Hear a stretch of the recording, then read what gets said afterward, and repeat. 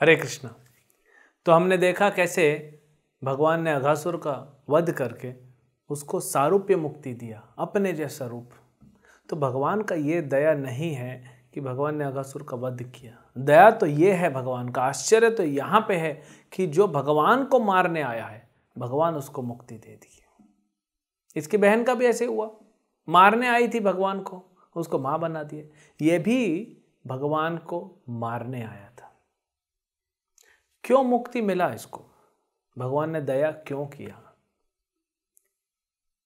कहा जाता है शास्त्रों में, यही सुखदेव गोस्वामी कहते हैं कि भगवान के जो विग्रह होते हैं, भगवान का जो विग्रह है वो पत्थर नहीं है, वो लकड़ी नहीं है, वो भगवान का अर्च रूप है, अवतार है, अर्च अवतार।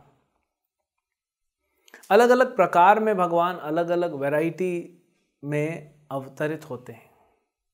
अर्च विग्रह भी जो है वो एक अवतार है भगवान के। अगर प्रामाणिक तरीके से आचार्य के निर्देश अनुसार जब भगवान के विग्रह जो प्रतिमाएं बनाए और उसको स्थापित किया जाए, उसका प्राण प्रतिष्ठा किया जाए, तो वो भगवान ही हैं। क्यों भगवान ऐसे प्रकट होते हैं? अभी देखिए, मार्बल हम खरीदते हैं, मान लीजिए जयपुर में जाते हैं, मार्बल वाले से बात करते हैं, वो मूर्ति बना के दे देता है। लेकिन कैसे बनाता है? जैसे शास्त्रों में लिखा है, जो रूप का वर्णन शास्त्रों में है। अब भले वो भौतिक है, लेकिन जब वो मंदिर में लाते हैं, प्राण प्रतिष्ठा होती, भगवान के शुद्ध भक्त आह्वान करते हैं, तो भगवान उस विग्रह के रूप में अवतरित हो जाते हैं।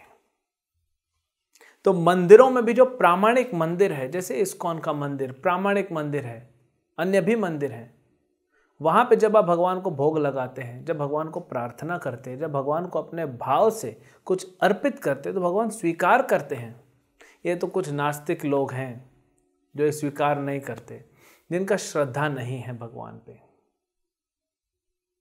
तो ये सुखदेव गोस्वामी यहाँ पे कह रहे हैं कि कोई एक बार अपने मन में वो छवि को लेके आ जाए। जैसे हम मंदिर में रहते हैं, तो मंदिर में हम भगवान का दर्शन करते हैं, मंगला आरती में, फिर दिन में, शाम को। अब हम बात कर रहे हैं, तो वो छवि जो है वो मन में आ गई। तो एक बार जिसके जीवन में भगवान के अर्च विग्रह का छवि मन में आ जाता है, तो उसका उद्धार हो गया समझिए। अब उसका जो है वो जर्नी चालू हो गई, वो ट्रेन में बैठ गया बंबई से, अब बस उसको दिल्ली में उतरना है। तो उसको भी अघासुर जैसा मुक्ति मिल सकता है, लेकिन कंटिन्यू करना पड़ेगा। तो अघासुर ने तो साक्षात कृष्ण को देखा ना, मन में तो लाना छोड़िए। जैसे पूतना ने तो कृष्ण को दूध पिलाया, तो अघासुर ने तो कृष्ण को देखा खेलते हुए, उनको सुना, और फिर भगवान कृष्ण अघासुर के मुख में प्रवेश कर गए। तो क्यों अघासुर का मुक्ति नहीं होगा?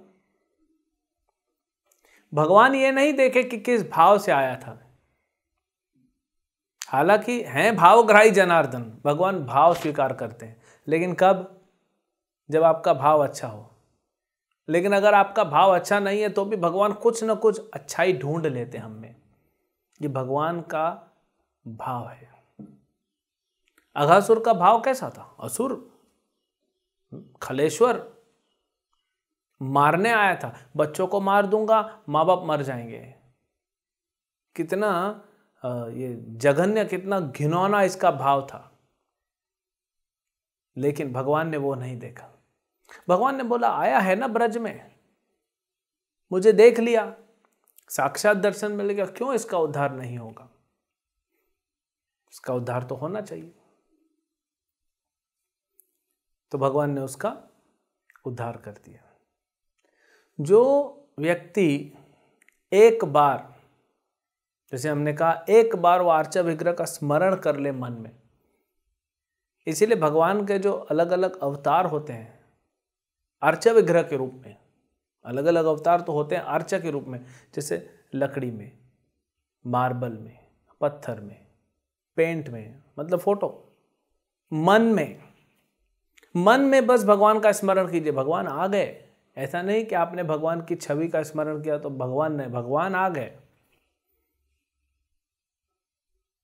तो ये जो है, भगवान क्यों ऐसा रूप लेते हैं?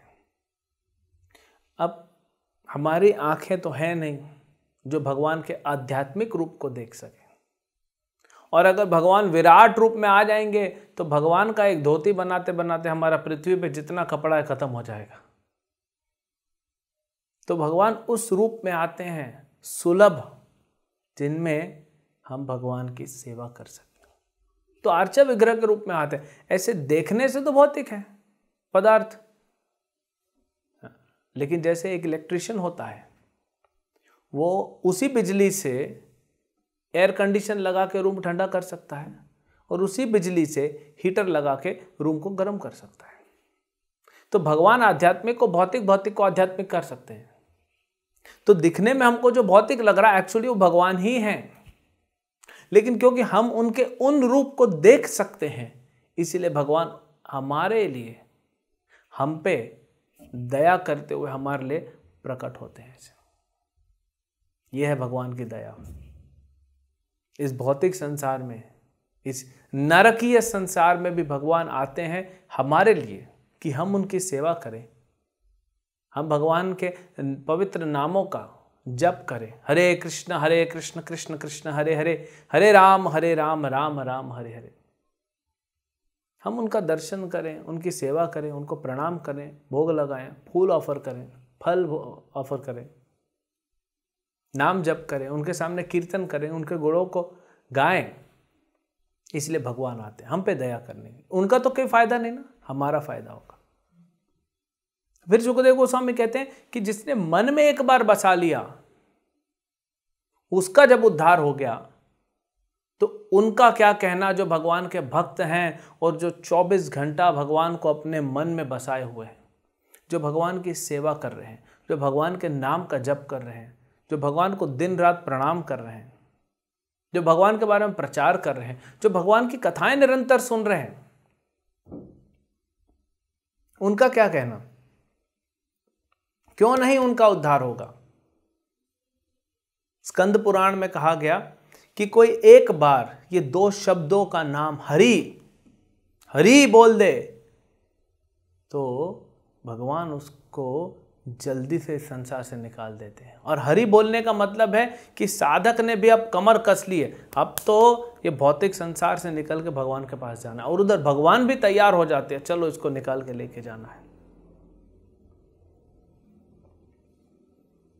तो भगवान के भक्त जो निरंतर भगवान की सेवा में लगे हैं, उनका उद्धार क्यों नहीं होगा? इसीलिए हमें भक्त बनने की चेष्टा करनी चाहिए। श्रील भक्ति सिद्धांत ठाकुर कहते हैं कि हमारी जो भी चेष्टा हो, अखिल चेष्टा कृष्ण अर्थे अखिल चेष्टा। हम जो भी कार्य करें, जो भी प्रयास करें, हम जो भी कर रहे हैं वो कृष्ण के लिए करना चाहिए, सिर्फ कृष्ण के लिए। तो अघासुर का भगवान ने उद्धार किया। ये अघासुर, ये असुर हमारे हृदय में किस रूप में रहता है? ये श्रृंखला चल रही है अलग अलग असुरों की। तो अघासुर क्या है?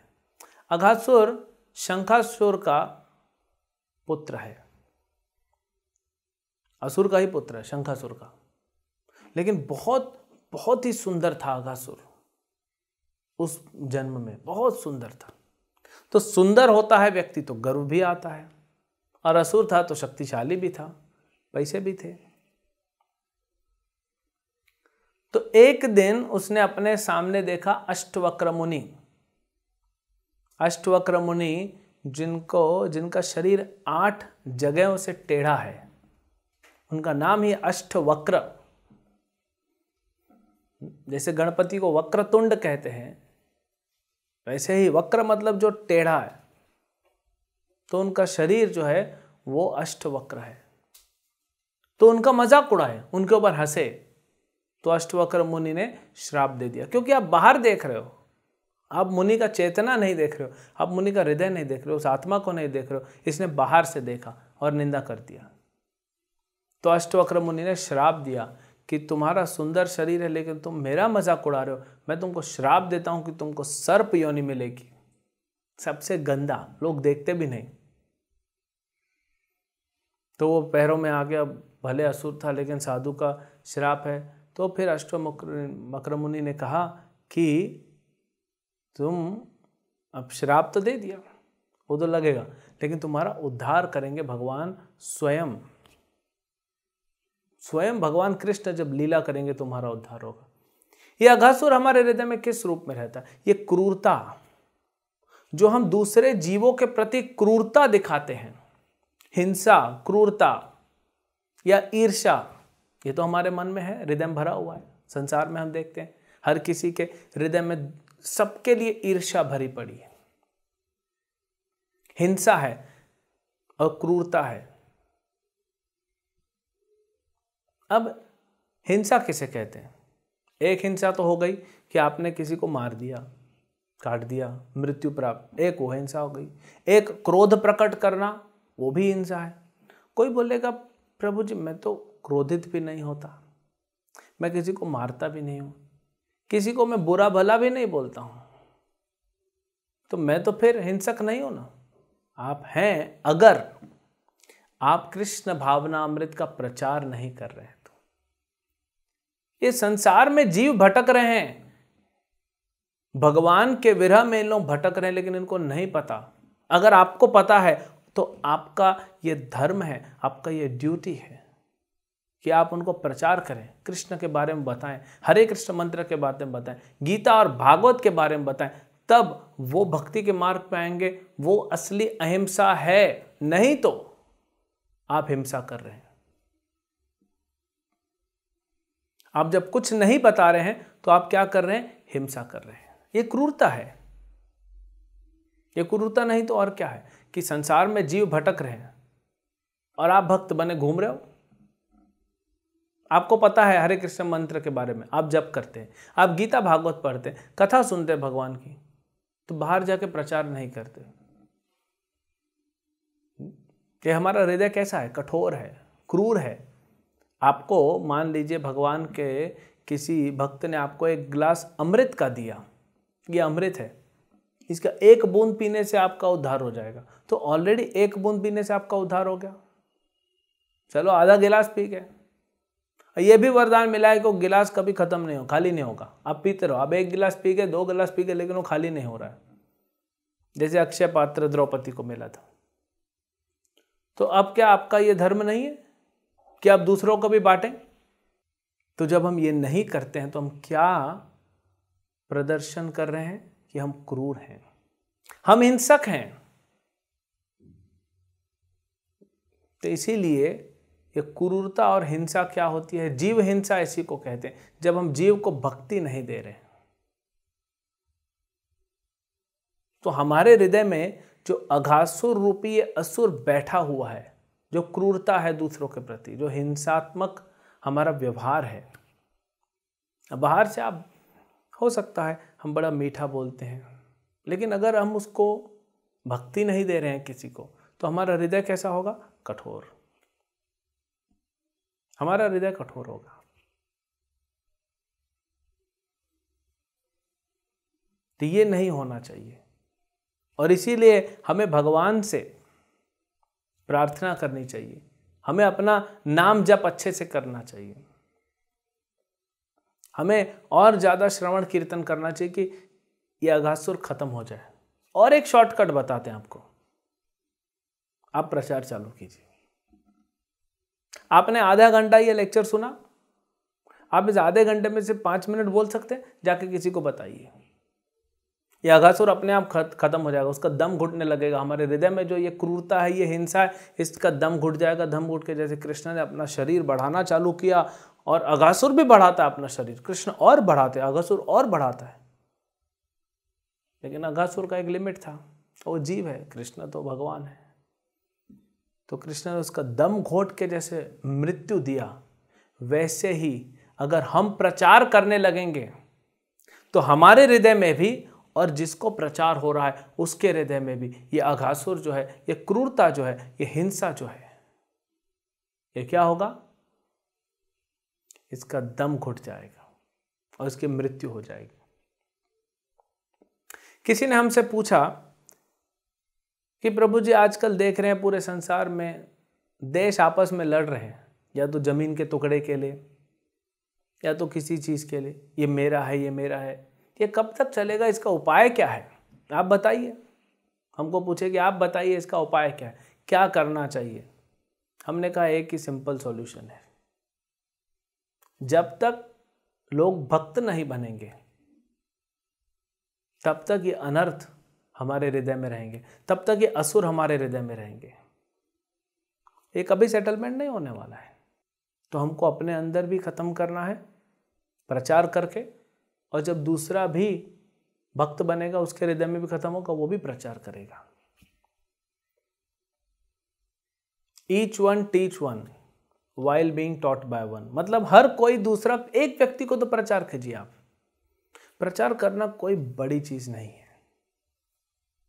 आप जो सुने हैं, आप जो पढ़े हैं, आपका खुद का कुछ रियलाइजेशन होगा। आप जब कर रहे हैं, 2 माला कर रहे हैं, 4 माला। यहाँ पे हमने ऐसे ऐसे भक्त देखे हैं जो मंदिर में आते हैं, 2 दिन से 1 माला करना चालू कर देते हैं, जाके अगले बार 4 लोग को लेके आते हैं। ये प्रचार है। इसलिए जो प्रचार करता है भक्ति में भी आगे बढ़ता है। तब क्या होगा? आपके हृदय में किसी के प्रति, अगर मान लीजिए किसी ने आपके साथ गलत किया, आपके हृदय में एक बदला लेने की भावना है, लेकिन आप जब उसको प्रचार करने लगोगे तो उसके प्रति क्या होगा? करुणा, दया प्रकट हो जाएगी आपके हृदय में। जैसे आपका बच्चा है खुद का, सब माफ कर दोगे अपराध। जो गर्भवती स्त्रियां होती हैं, उनका बच्चा लात मारता है, लेकिन क्या मां अपराध लेती है? नहीं लेती। ऐसे ही जब आप प्रचार करेंगे तो आपका हृदय भी वैसे ही हो जाएगा, और उसने भले गलत किया होगा या बाद में भी गलत करेगा, बदला लेने की भावना नहीं आएगी। यह अघासुर बदला लेने आया था ना, कि मेरा बहन को मारा कृष्ण ने, मेरा भाई को मारा। ये बदला लेने की भावना ही तो अघासुर है। तो ये नहीं आएगी, ईर्ष्या नहीं रहेगी हृदय में। तो आप अगर 1 माला भी जप करते हैं, नहीं करते हैं तो चालू कीजिए, और कृष्ण को मानते हैं तो फिर जाके लोगों को बताइए। कुछ नहीं बोलना है, बस जाके किसी को मिलिए। तुम जानते हो भगवान कौन है? भगवान है श्री कृष्ण। गीता में लिखा, भागवत में लिखा, थोड़ा सा पढ़िए, बताइए। ये प्रचार है। तो ऐसा भगवान ने अघासुर का वध करके उसको मुक्ति प्रदान किया, तो भक्ति दे दिए, उद्धार हो गया उसका। ये असुरों का वध होते देख ऐसा लगता है कि कितना सरल है। तो भक्ति करके भी हमारा उद्धार हो जाएगा, कितना सरल है। एक बार हरि बोलने से आप मुक्ति प्राप्त कर सकते हैं। तुरंत नहीं होगा, लेकिन प्रोसेस चालू हो जाएगा। तो सोचिए, अगर आप मंदिर आए, कहीं पे भी आप दुनिया के किसी भी हिस्से में, आज इस्कॉन के इतने सारे केंद्र हैं, 700 मंदिर हैं, और दूसरे छोटे मोटे केंद्र हैं इस्कॉन के। आप कहीं जाइए, हफ्ते में 1 बार तो जा सकते हैं, दर्शन लीजिए। और भगवान का घर है, भगवान के घर में तो ब्रह्मा और शिव जी आके झाड़ू लगाते हैं। थोड़ा जाके सेवा कर दीजिए, कुछ भी। आप मंदिर के लिए नहीं कर रहे हैं, आप भगवान के लिए कर रहे हैं। आप ये मत सोचिए यहाँ तो इतने सारे भक्त हैं, मैं क्यों करूं। नहीं, आप अपने उद्धार के लिए कर रहे हैं। कुछ भी थोड़ा बहुत सेवा हमको करना चाहिए, 5 मिनट 10 मिनट। सेवा का मतलब जरूरी नहीं होता कि पैसा देना, तन मन धन जो कुछ नहीं तो कम से कम अपना मन तो दीजिए कृष्ण को। कृष्ण का तो एक नाम है ना, चंचल चित्तहारी। जो आपका चित्त है वो चंचल है, इधर उधर भागते रहता है, उसको हर लेते हैं भगवान। भगवान इतने सुंदर, इतने दयालु हैं। तो ऐसा उद्धार किया भगवान का। अब सुखदेव गोस्वामी कहते हैं परीक्षित महाराज को कि राजन, आज के दिन उद्धार, आज के दिन अघासुर का वध किया, आज के ठीक 1 साल बाद, ठीक 1 साल बाद बच्चों ने, जो भी बच्चे थे जिन्होंने देखा भगवान ने अघासुर को मार दिया, देखा तो नहीं मारते हुए, लेकिन जब घुसे थे उनकी मृत्यु हो गई अघासुर के मुख में, और जब बाहर निकले अघासुर मरा हुआ था, तो समझ गए कृष्ण नहीं मारा है। तो आज के ठीक 1 साल बाद भगवान ने अघासुर को मारा है, ये बच्चे अपनी माताओं को बताएंगे। अब फिर आगे बढ़ने लगे। तो परीक्षित महाराज बोलते 1 मिनट, ये 1 साल बाद क्यों बताया? अरे भाई शाम को जा रहे घर, बताएंगे। 1 साल बाद क्यों बताया? आज क्यों नहीं बताया? बीच में क्यों नहीं बताया? ये बताइए। यहां से तो एक अलग लीला प्रारंभ हो जाएगी। तो परीक्षित महाराज कृष्ण के बारे में और सुनना चाहते हैं। परीक्षित महाराज के मन ने कृष्ण की बाल लीलाओं को नहीं पकड़ा है, कृष्ण की बाल लीलाओं ने परीक्षित महाराज के मन को पकड़ लिया है।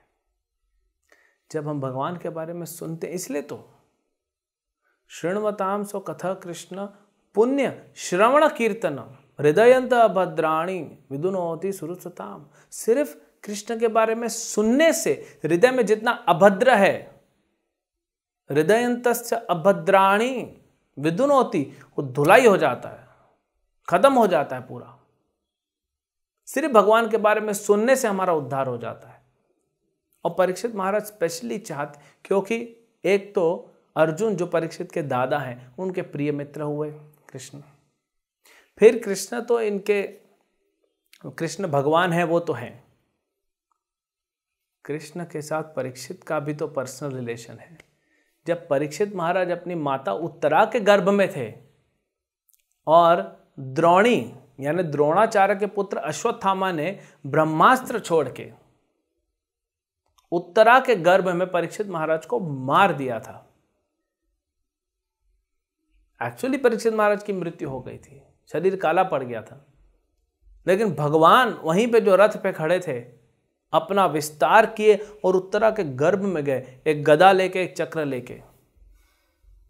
अब कुछ भी जरूरत नहीं है, गदा और चक्र की क्या जरूरत है? लेकिन अगर ब्रह्मास्त्र को मैं गदा से मारूंगा, नहीं रोक पाया तो चक्र से काट दूंगा। कुछ नहीं प्रभु, आप आ जाइए, ब्रह्मास्त्र ऐसे ही भाग जाएगा। लेकिन भगवान का भाव कि मेरे भक्त को कुछ नहीं होना चाहिए, वो इतना भाव जो है वो प्रदर्शित हो रहा है। तो परीक्षित महाराज को जीवित किए, और जीवित करने के बाद परीक्षित महाराज ने भगवान का दर्शन लिया गर्भ के अंदर, और उसके बाद से हमेशा ढूंढते रहे भगवान को। इसीलिए परीक्षण करते रहे, भगवान यहाँ पे है, यहाँ पे है, कौन है ये व्यक्ति, वैसा है ये व्यक्ति, मुझे जिस व्यक्ति ने दर्शन दिया था वो कैसा है, वो कौन है। तो परीक्षण करते करते रहते थे, इसलिए उनका नाम पड़ गया परीक्षित, उनका नाम परीक्षित पड़ गया। तो परीक्षित महाराज भगवान की बाल लीलाओं को सुनना चाहते हैं, इसीलिए ये प्रश्न रखे। अब इस प्रश्न का उत्तर सुखदेव गोस्वामी क्या देंगे, क्यों हुआ ये 1 साल, बच्चे किधर थे 1 साल, नहीं क्यों बताया, क्यों नहीं बताया 1 साल? क्या भूल गए? क्या बच्चे घर गए ही नहीं? कहाँ गए अगर घर नहीं गए तो क्या हुआ वो हम देखेंगे अगले एपिसोड में, अगली लीला में। हरे कृष्ण। ऐसे ही और भक्तिमय कार्यक्रमों के लिए देखिए हरे कृष्णा टेलीविजन। इसे प्राप्त करने के लिए आप अपने केबल अथवा DTH ऑपरेटर से संपर्क करें तथा और अधिक जानकारी के लिए आज ही डायल करें 8767 845 845।